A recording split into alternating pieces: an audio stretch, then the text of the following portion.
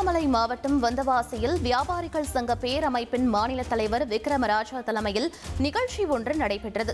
அப்போது விக்ரமராஜா சிறு வணிகர்களின் வாழ்வாதாரத்தை நசுக்கும் டிமார்ட் நிறுவனத்தின் முன்பாக அடுத்த ஆண்டு ஜனவரி 30ஆம் தேதி பெரும் போராட்டம் நடத்தப்படும் என தெரிவித்தார்.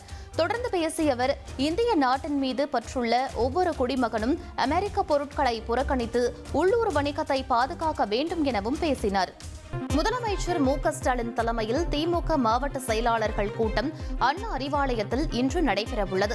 சட்டப்பேரவை தேர்தலை எதிர்கொள்ள ஆளும் கட்சியான திமுக ஓரணியில் தமிழ்நாடு எனும் மாபெரும் முன்னெடுப்பை தொடங்கியுள்ளது. இந்நிலையில் தமிழ்நாட்டில் மொத்தமுள்ள 68,000 வாக்குச்சாவடிகளையும் சேர்த்து 2.5 கோடி பேரை திமுக உறுப்பினர்களாக சேர்க்க வேண்டும் என முதலமைச்சர் ஸ்டாலின் திமுக நிர்வாகிகளுக்கு இலக்கு நிர்ணயித்தார். இதையடுத்து 2 கோடிக்கும் அதிகமானோர் திமுகவில் உறுப்பினர்களாக இணைந்துள்ளனர்.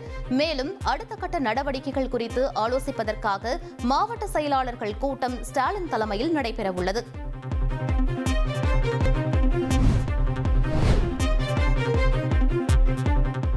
பாமக நிறுவனர் ராமதாஸ் அக்கட்சியின் மூத்த நிர்வாகிகளுடன் முக்கிய ஆலோசனை மேற்கொண்டதாக தகவல் வெளியாகியுள்ளது.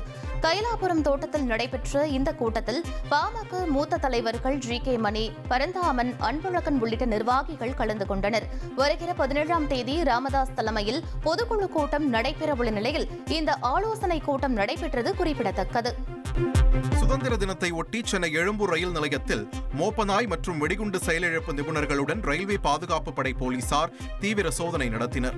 நாடு முழுவதும் வரும் 15ஆம் தேதி சுதந்திர தின விழா கோலாகலமாக கொண்டாடப்பட உள்ளது. இதன் காரணமாக எந்தவித அசம்பாவிதங்களும் நிகழாமல் தடுப்பதற்காக தென்னக ரயில்வே துறை சார்பில் பல்வேறு ஏற்பாடுகள் செய்யப்பட்டுள்ளன.